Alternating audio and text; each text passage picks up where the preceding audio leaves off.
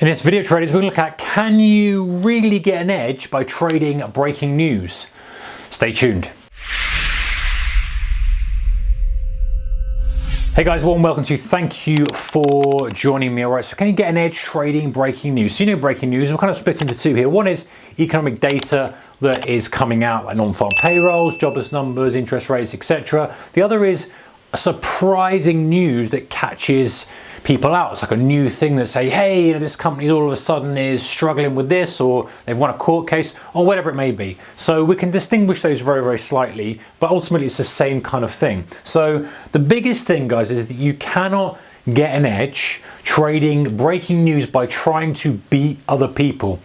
As a retail trader, it's not possible to do. Now, I hate saying anything's impossible to do, but it's one of those things that's very, very challenging. You're going to have people out there who are waiting on news, algos scanning headlines, algos scanning numbers, very quick to enter orders. It's a landscape that is dominated by people who are way better funded than us, with way better technology. So trying to jump on something before anyone else does when news comes out is a losing battle, in my opinion. However, saying that, there are some opportunities that present themselves from breaking news. So just to clarify, guys, if we have suddenly some amazing news coming out from a scheduled release that algos are waiting for, then we've got no chance of jumping on that before they do. So just that to clarify that point. However, there's other things that we have got a little bit of an edge for. The first one is using liquidity pull. So sometimes when we get breaking news or scheduled breaking news, liquidity has a vacuum on the order book. It means that much less volume is needed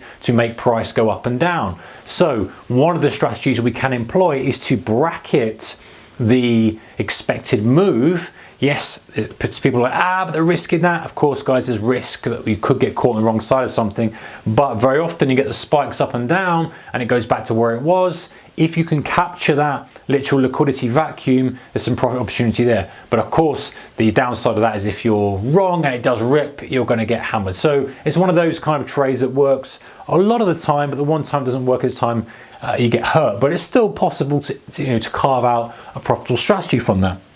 The other thing is trading a reprice scenario.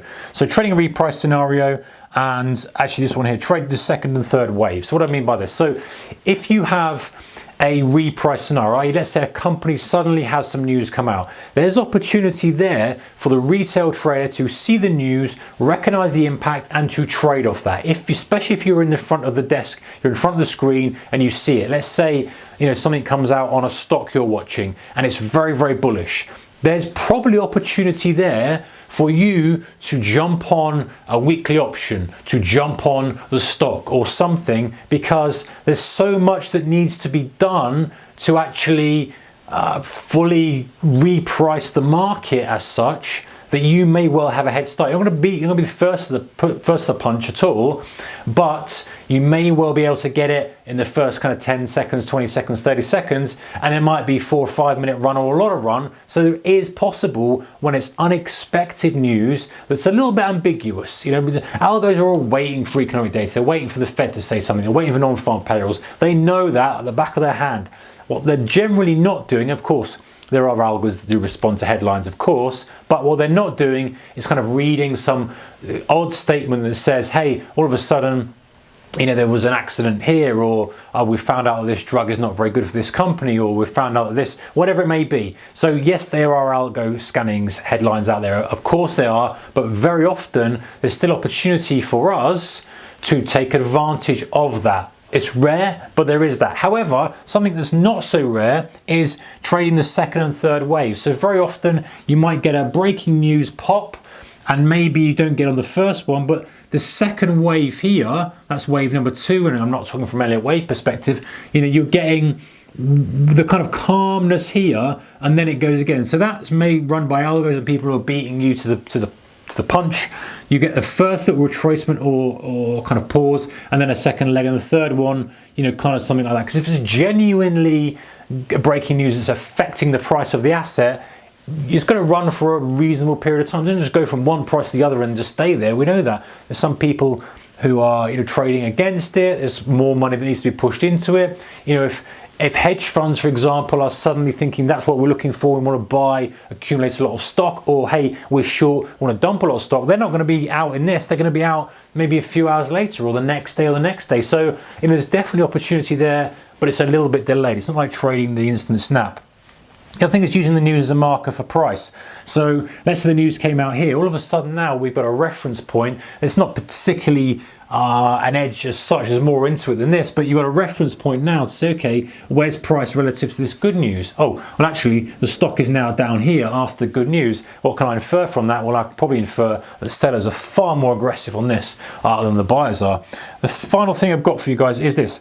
Use the price action as a clue to future direction. So this is a summary really of all this kind of stuff. If we have breaking news for traders, yes, we might not be able to jump in front of people. Yes, we might not be able to get that, instant hit. But what we have is order flow. We have money flowing in and out of that asset, and that is gold dust for us because we can then see urgent order flow. When we start to see urgent order flow, we can start to see, hey, how's it doing on the day? How's it doing on the hour? How's it doing over the week? We can start to see what has happened in response to the news, and it can create an edge for us because yes, we might not be able to have the greatest technology, but we can use these scenarios where there is unusual news that is repricing a market as a precursor to then allow us to trade setups and strategies that we've perhaps got pre-earmarked that are useful for these kind of catalyst events. So, summary guys, we can't beat the algos to the punch, we can't get there first. We might be able to get there if it's unusual news that's